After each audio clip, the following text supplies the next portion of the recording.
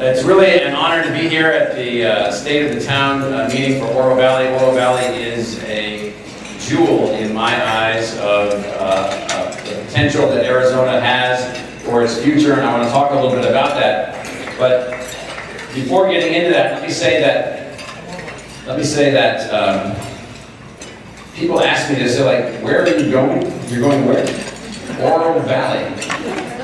Is that like a part of Paradise Valley? Is that a part of Gold Canyon? Like, where is that? And obviously, they don't know what they're talking about. But it is the case that a few years ago, I was down here in metropolitan Tucson, and I was talking with some of the reporters and editors and other staff at one of the local news organizations, and they literally, the guy looks at me and he says, "Why are you here?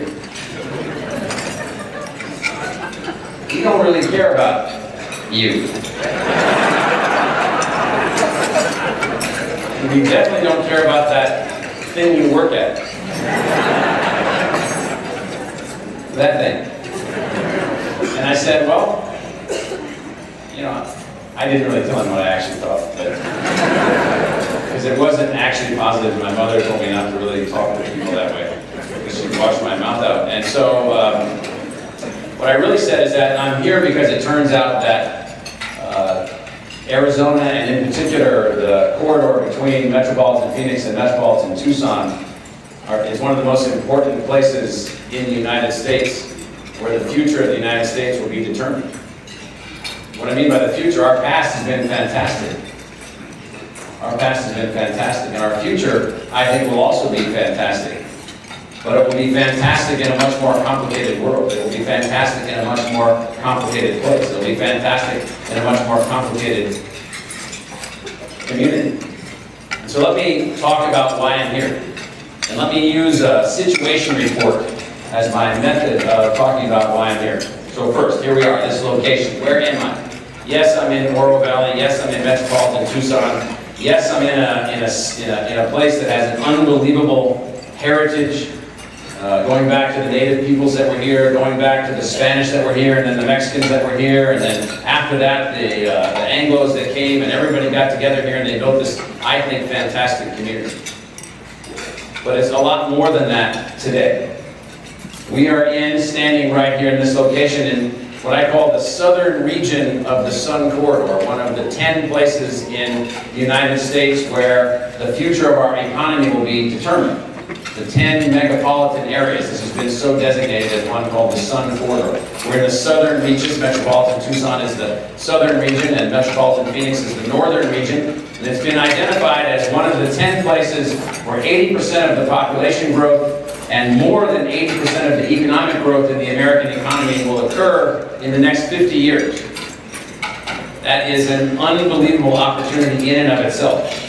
But I think also this location standing right here is, and I'm certain of this, I'm standing right here in the heart of a part of this Metro Tucson region, right here in Oro Valley, in what I think of as an advanced, emerging, knowledge-driven community right here in Oro Valley. This is one of the seedlings, one of the places, 45,000, 50,000 people, a part of this broader metropolitan area where literally anything that you can imagine in terms of what human beings can think of, design, build, create, advance, anything can be done here. All of the assets are present.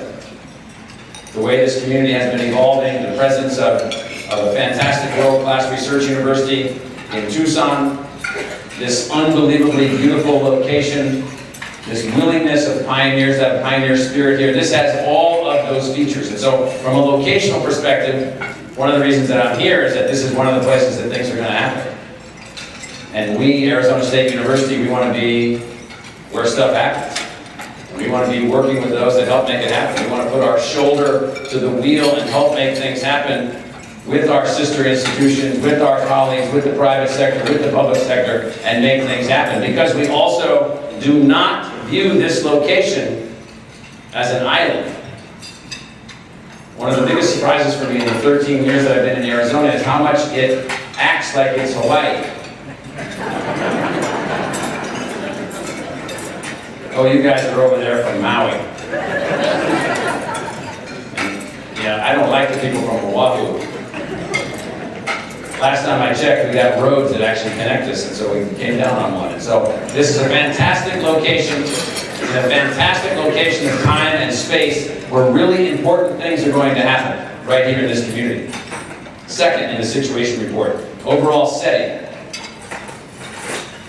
The overall setting is that this emerging megapolitan region, this Sun Corridor, is at the end of the day not just evolving inside the United States, it's evolving in the broader global economy. There are about 600 major metropolitan areas on the planet. Almost 90% of the economic activity of the planet is in those 600 metropolitan areas.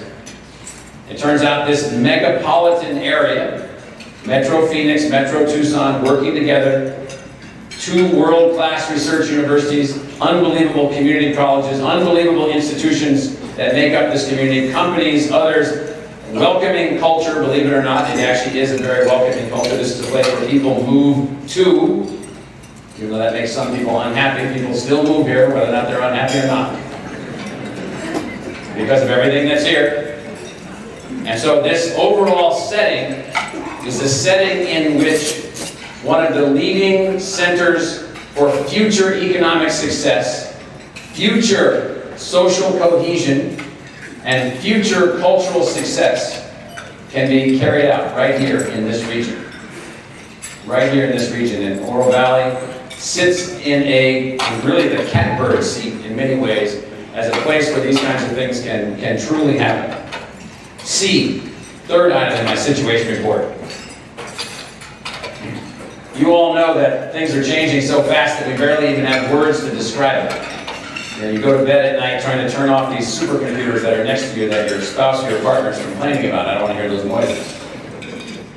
You're all carrying, how many of you have some kind of supercomputer on your body or in your purse right now? How many? If you have a smartphone, you have a supercomputer on your body. How many of you have some kind of device on or with you? How many of you don't? We got one young lady right here.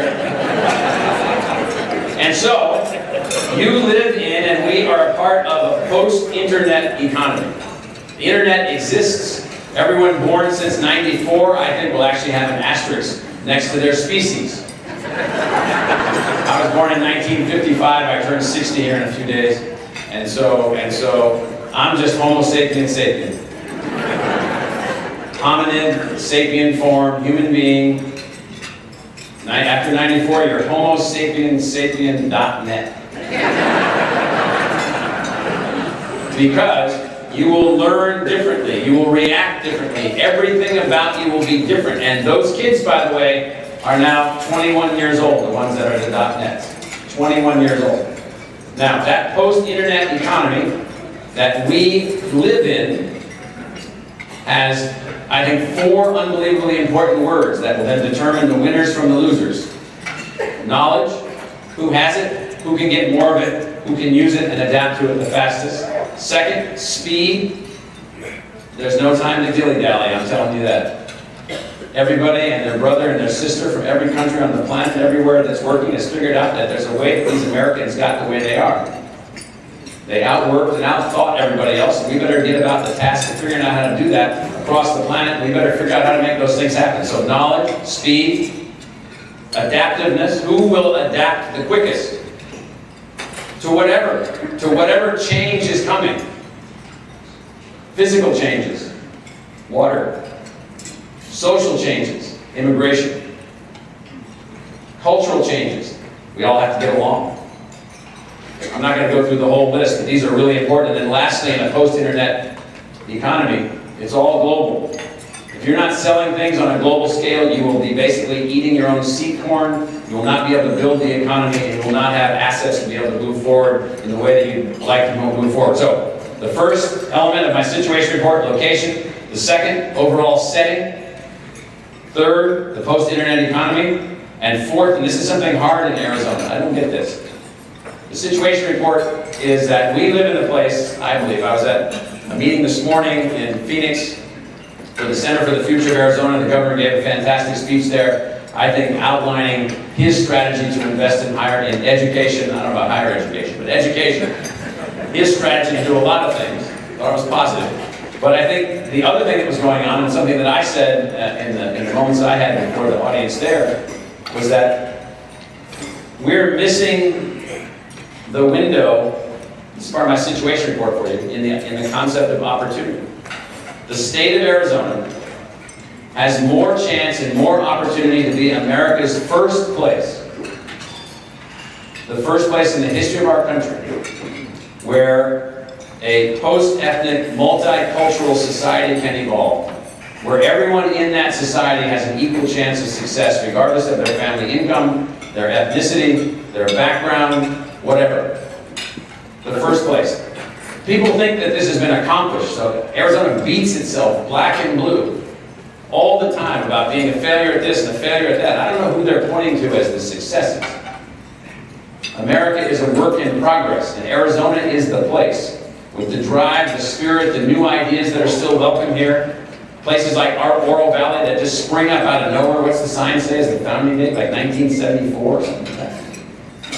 1974, I mean, I don't think anything's been built in Connecticut since about 1710.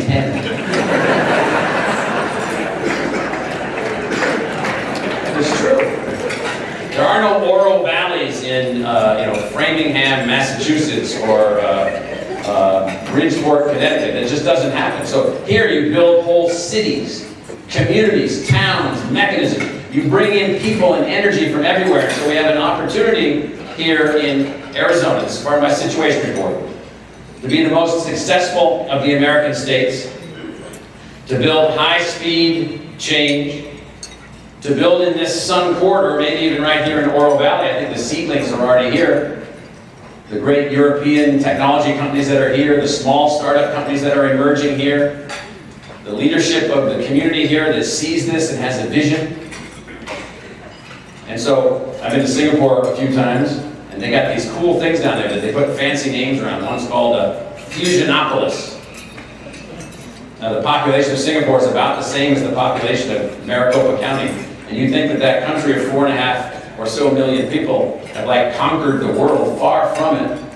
So this community, Oro Valley, as a knowledge-centered community right here in the Sun Corridor, linking Greater Phoenix and Greater Tucson, has as much opportunity to build what's been built in downtown Singapore, Fusionopolis or Biopolis or whatever you want to call it, clusters of universities, the U of A's new vet school that's going to be coming here, the things that we're trying to do here as a university, the new companies that are here, the companies that are growing here, the companies that are attracted here, all of the pieces are here. So from an opportunity perspective, the last element of my situation report is opportunity is off the scale. Now, unfortunately, I do not know why, there's a problem.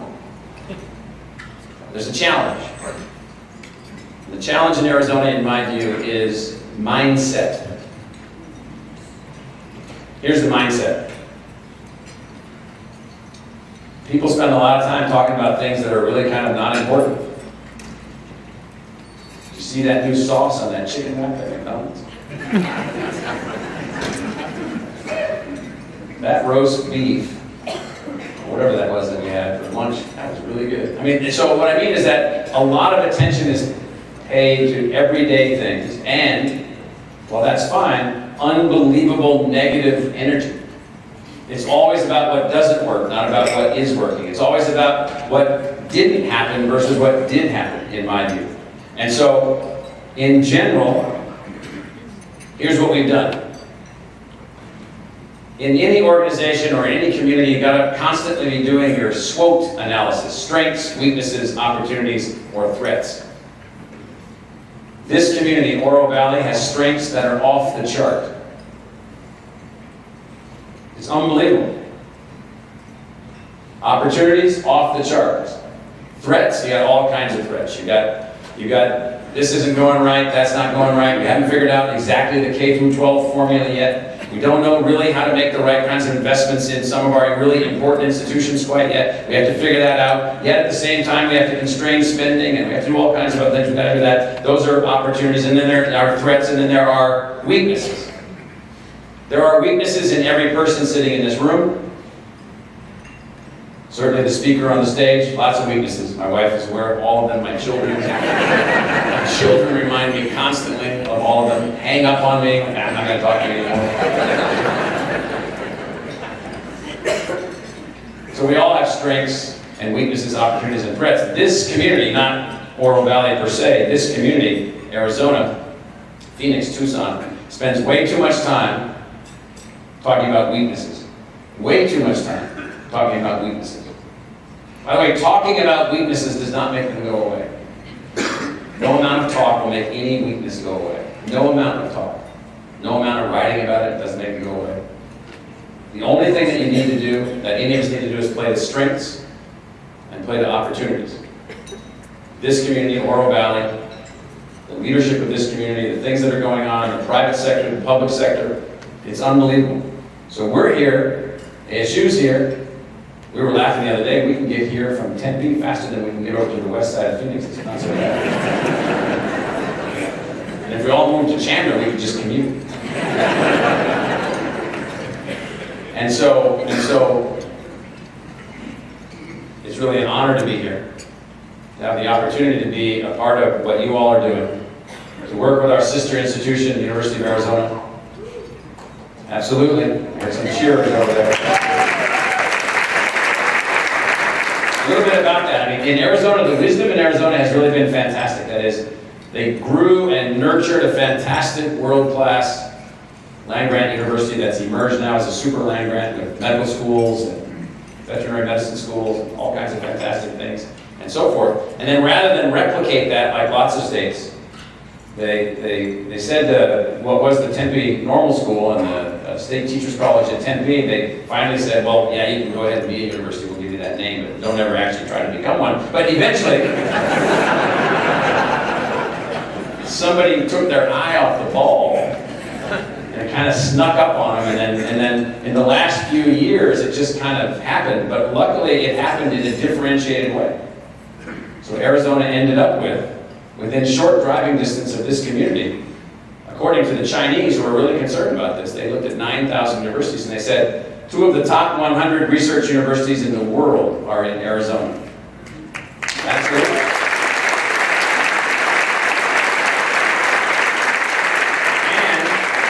And they don't do the same thing. They don't do the same thing. They work in different ways. They work in different ways. And so we're just from the northern reaches of the Sun Corridor. Happy to say that we're very excited to be here in Oro Valley.